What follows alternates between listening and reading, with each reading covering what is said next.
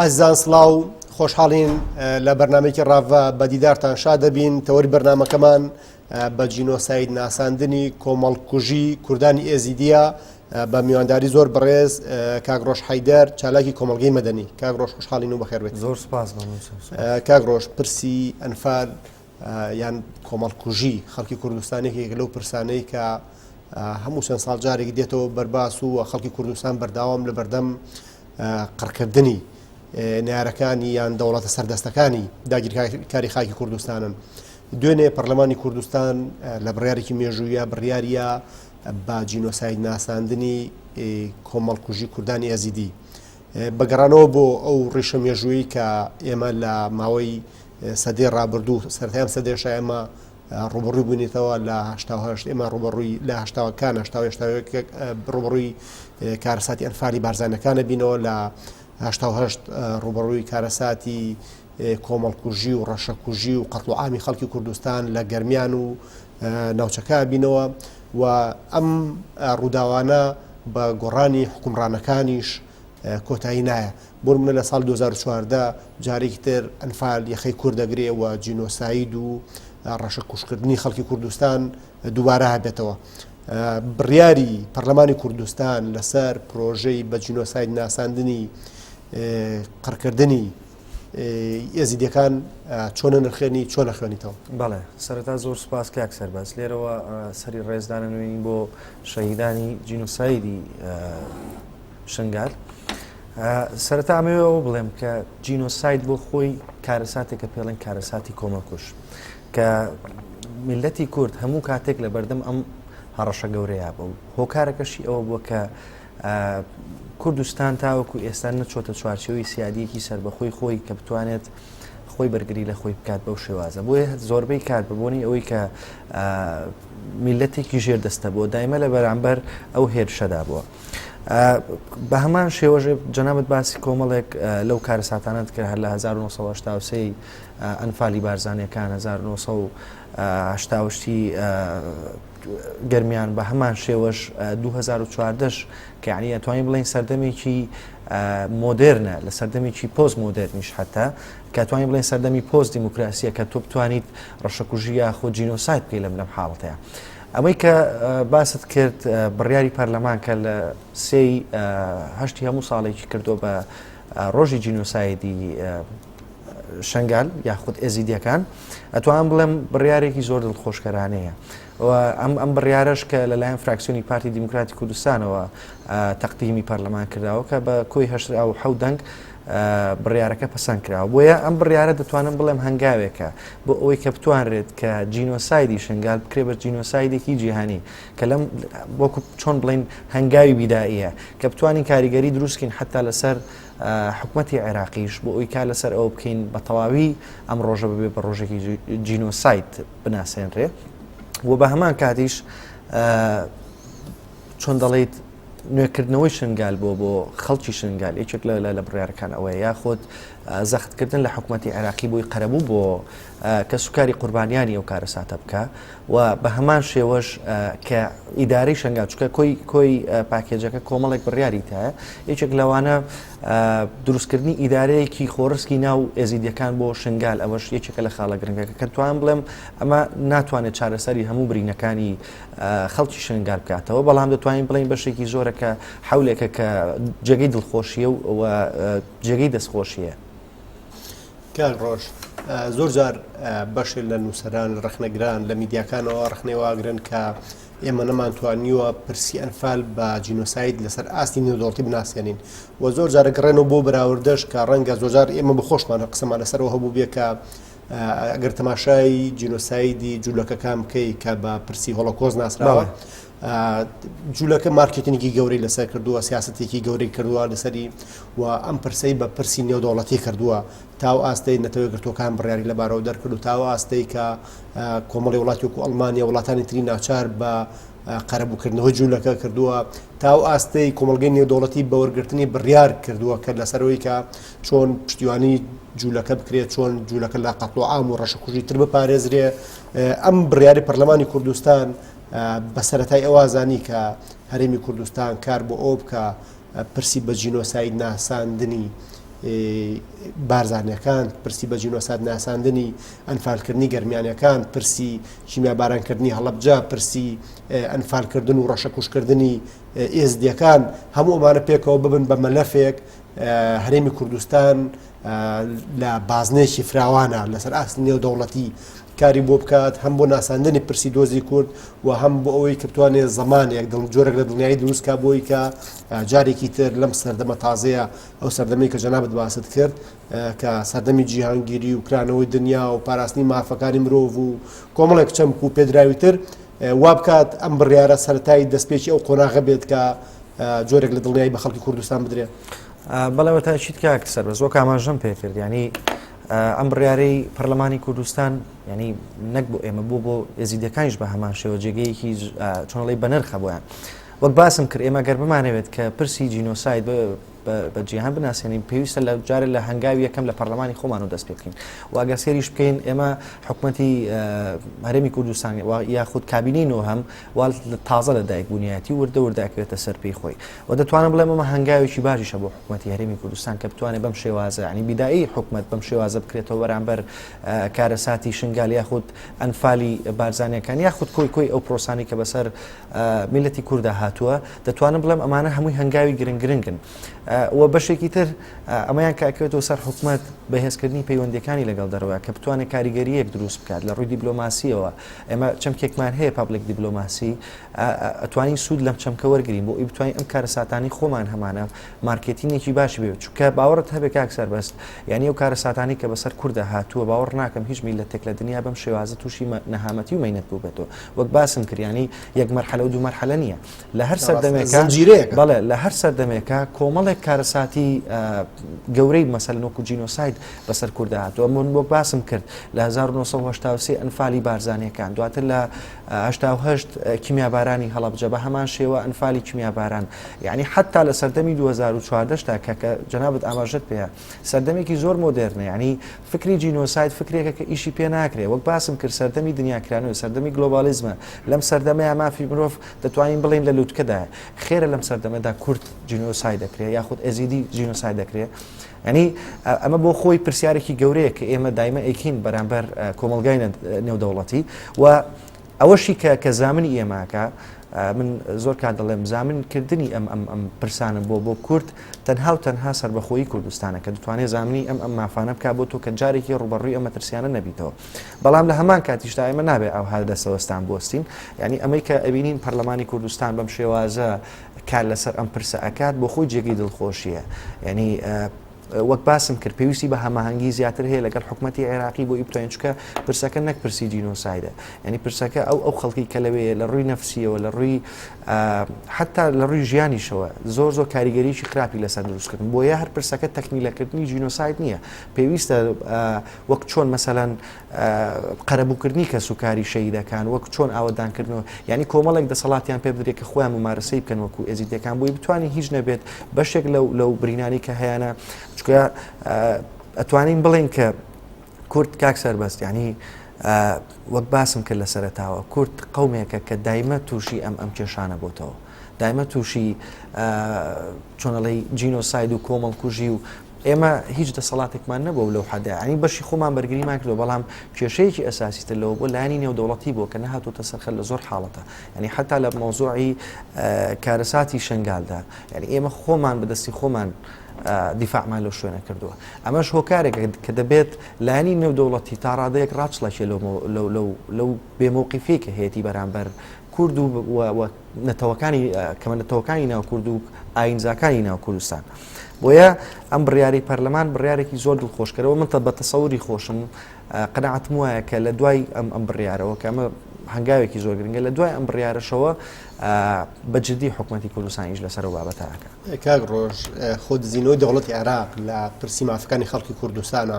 وە کەم تەرخەمیەکانی لە بەرامبەر خەڵکی شنگالە ئەکرێت بڵین لە دوای ئەم بڕیارەی حکوومەتی هەرێمی کوردستان و پەرلەمانی کوردستان و فراکسیۆنی پارتی دیموکراتی کوردستان و سەرنجام گەڵاڵەبوونی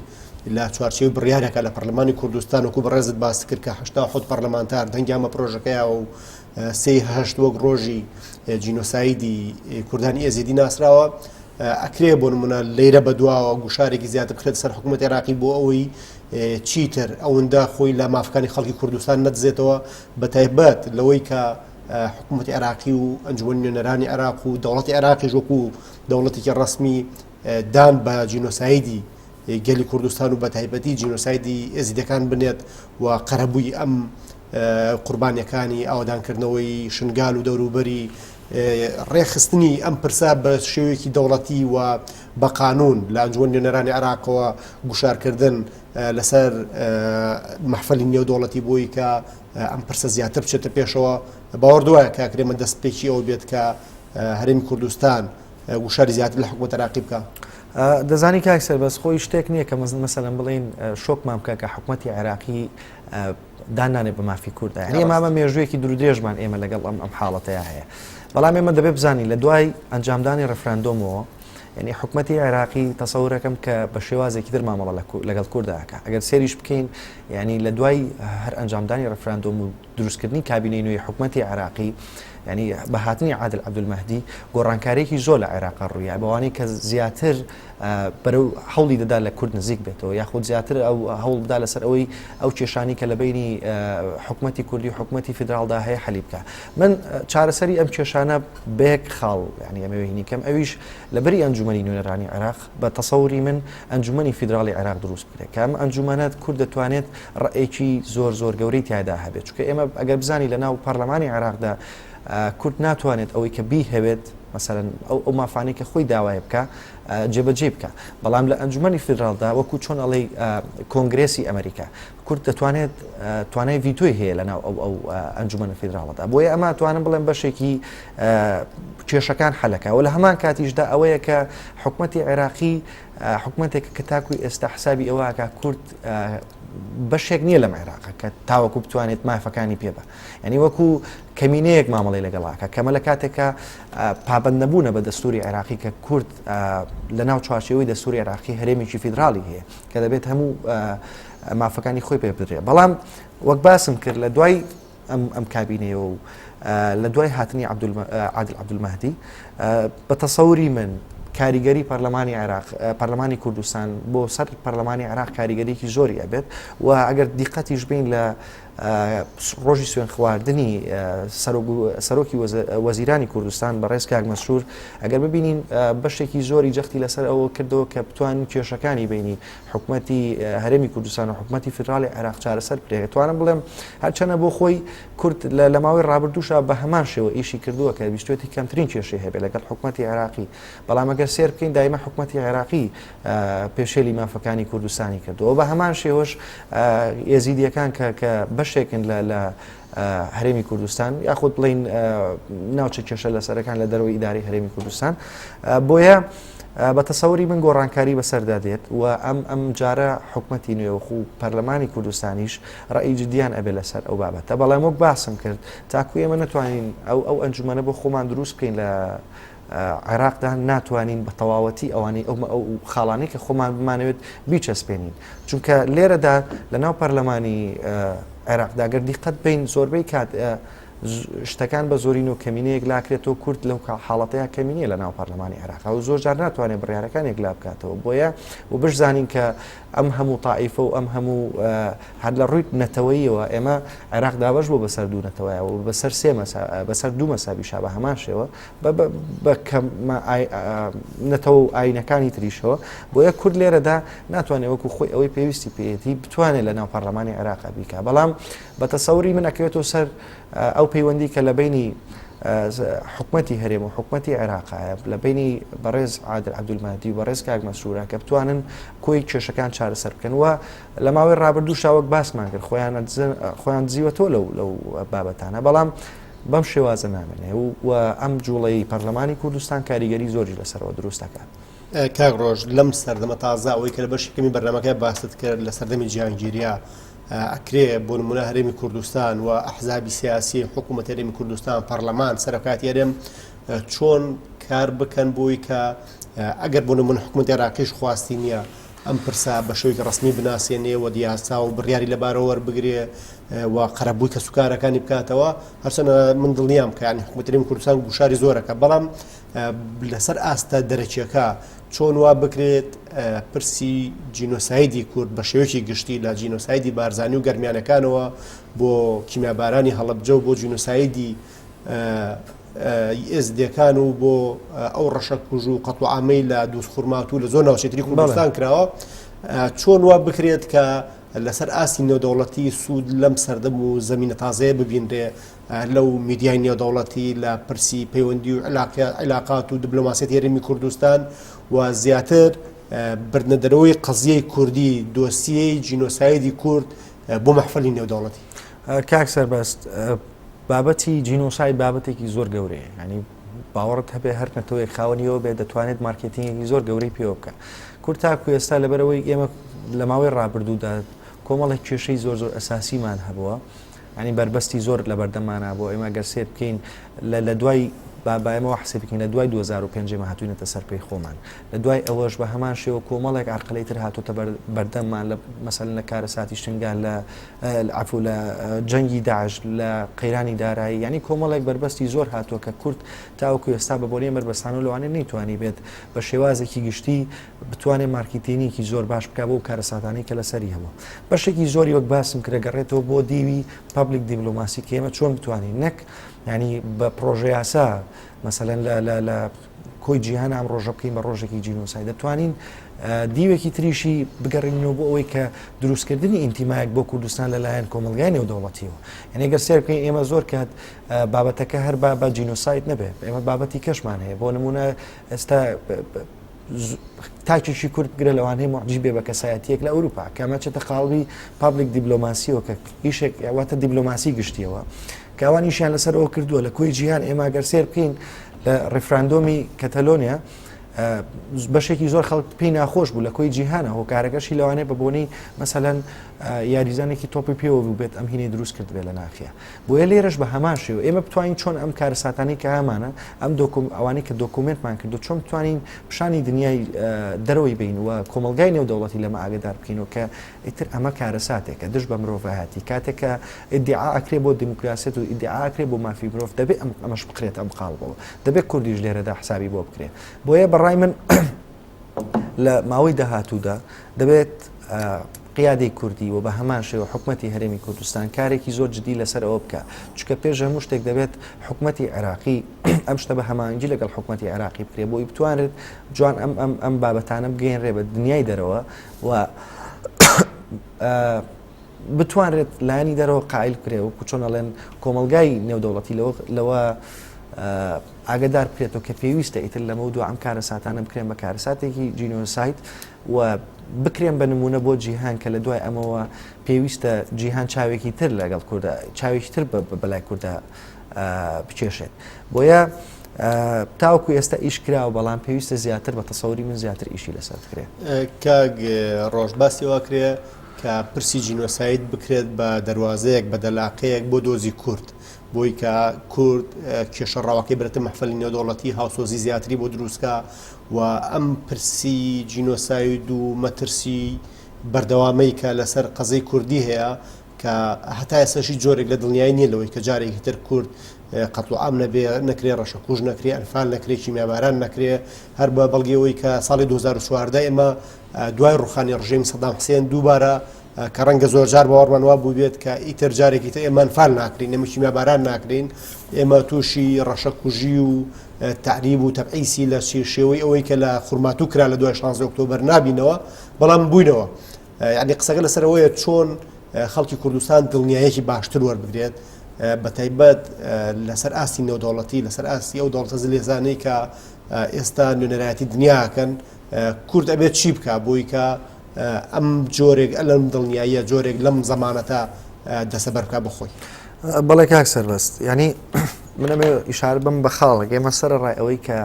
لە ساڵی 2014 ئێمە جەنگێکمانە کرد جەنگێک بوو کە ئێمە بە نوێنەرایەتی هەموو جیهانەمان کرد ینی مەترسیەکە مەترسیەک بوو لەسەر کۆی جیهان کە توانم بڵێم ئەمە نرخێک و شارەنزیکی زۆری یا بە گەلی کوردستان کە بتوانن کە شانازێکی زۆری پێوکەن لە کۆی جیهان چکە ئێمە نوێنەرایەتی کۆی جیهانمانە کرد بۆ شەڕێکی زۆر نەگریس. ئێمە گەر سێر بکەین لەو سەردەمەدا جینۆساید هەر جینۆسایدی کوشتن نییە، ئێمە بودجەمان بڕا لەو سەردەمەدا کە ئەمە توانم بڵێم بەشێکی ترە لە جینۆسایدی کورتکاکرێتەوە. بە هەمان شێوە لەم سەردەمەیە کە ئێمە شەڕمانە کرد بۆ ئاشتی جینۆساید کراوین کە پێویستە هەموو کۆمەلگای نێودەوڵەتی پشگیری لێمە بکە. کەمە لە حاڵەتێکە ئێمە زۆرگات ئەمانگەێنێتەوە قەناعەتی کە بڵین شتێک نییە بە ناوی پرسی مافی مرۆڤ کە لە کۆی جیهانە ئیشی پێ بکرێ. چکە ئێمە وەک باسم کرد لە سەردەمی نوێ تووشیم حاڵەتە بووین، تووشی بودجە بڕین بووین، تووشی کارەساتی شنگال بووین و بە هەمان شێوەش لە دوای ڕێفراندۆم ئەگەر ئێمە سێر بکەین بابەتی کەرکووک و دووسخورمات و هیچ شتێکی لەم بابەتانی کە کەمتر نییە کە بابەتێکی زۆر زۆر چۆن دەڵێ مەئەساوی بوو بۆ کورد لەو حاڵەتەیە داگیرکردنی کەرکووک بەم شێوازە. ئەوەی کە لەسەر شانی کورد زۆر زۆر زەرور و پێویستە زۆر تەرکیز بکاتەوە سەر عیلاقاتی دیبلۆماسی خۆی لەگەڵ وڵاتانی نێودەوڵەتی کە بتوانێت ئاڵوگۆڕێکی باشتری بەرژەوەندی بکات لەگەڵ وڵاتان. ئێمە گەر سێر بکەین لە ماوەی ڕابردوودا و لە هەر لە دروستبوونی ئەم کابینەیە بە دەستپێکردنی پەیوەندیەکی زۆر باش دەستی پێکردەوە بە تایبەتی لەگەڵ وڵاتی فەڕەنسا، چکە ئێمە گەر سێر بکەین وڵاتی فەڕەنسا لە دروستبوونی دەوڵەتی ئەمریکا پشگیریەکی زۆر سەرسەختی دەوڵەتی ئەمریکا بوو تاوەکو لە دایک و دەوڵەتی ئەمریکا و بە هەمان شێوەش ینی بەشێکی زۆری لۆبیەکانی ئەمریکا بوو لەگەڵ بەریتانیا کە بتوانێت بەریتانیا قایلکە لەسەر بابەتەوە. بە هەمان شێوە بۆ کوردستانیش من ڕۆیایەکی زۆر باشم هەیە کە حکومەتی هەرێمی کوردستان بتوانێت ینی ئەمە واتای ئەوە نییە کە پێشووتر ئیش نەکراوە، چکە ئێمە گەر سێر بکەین لە کابینەی هەشتەمیشدا بە هەمان شێوە ئیشێکی زۆر کراوە لە دیوی دیبلۆماسیەت، چکە ئەگەر ئەو وەسعە بەسەر هەر میلەتێکی دروست بووە دروستبوونی قەیران و دروستبوونی جەنگ و لێکترازانی لایەنە سیاسیەکان وەسعێکی زۆر گەمار و ئابووری ینی وەسعێکی زۆر قورس بوو لەسەر حکومەتی هەرێمی کوردستان کە توانرا بە شێوازی دیبلۆماسیەت و نێودەوڵەتی کۆمەڵێک کاریگەری زۆر دروست بکات لە نەهێشتنی ئەو قورسایی ئەو کێشانە و بە هەمان شێوەش لە حکومەتی نوێدا من وەک باسم کرد جێگەی دڵخۆشیە کە لە ئێستاوە حکومەتی هەرێمی کوردستان ئیش دەکات بۆ بەهێزکردنی پەیوەندەکانی خۆی لەگەڵ وڵاتانی نێودەوڵەتی و دروستکردنی بەرژەوەندیش بۆ وڵاتان، چکە ئێمە گەر سێر بکەین سەردەمی ئێستا کوردستان توانای ئەوەی هەیە کە بەرژەوەندی ببێتە مای بەرژەوەندی بۆ وڵاتانی نێودەوڵەتی کە ئەمەش توانم بڵێم بەشێکی زۆرە بۆ بوون بە لۆبیەک لە بینی وڵاتانە، چکە هەم لە ڕووی جوگرافیەوە کوردستان وڵاتێکی بەپیتە لە ڕووی ئابووریەوە بە هەمان شێوە. بۆیە ئەگەر ئێمە بتوانین ئەم پرسانەی خۆمان بە جینۆساید بناسێنین پێویستمان بە زەختێکی زۆرە لەلایەنی نێودەوڵەتیەوە. ئەم زەختەش لە ڕێگەی دیبلۆماسیەتەوە ئەکرێت کە بتوانین پەیوەندیەکانی خۆمان لەگەڵ وڵاتانی نێودەوڵەتی و بە هەمان شێوەش وڵاتانی ئیقلیمی خۆشمان بەهێز بکەین بۆ ئەوەی بتوانین ئەو پرسانەی کە خۆمانەوێت بتوانین بگەینین بە جیهانی دەرەوە. بەڕێز ڕۆژحەیدەر زۆر سپاس بۆ ئامادەبوونت لە بەرنامەی ڕاڤا، سپاس بۆ شیکردنەوە و بەشداریەکانت. زۆر سپاس کاکسەر، زۆر سپاس بۆ تەلەڤیزیۆنەکەتان. ئازان تا ڕاڤەکردنی پرسێکی تر بە خواتان ئەسپێرین و خواتان لەگەڵ بە.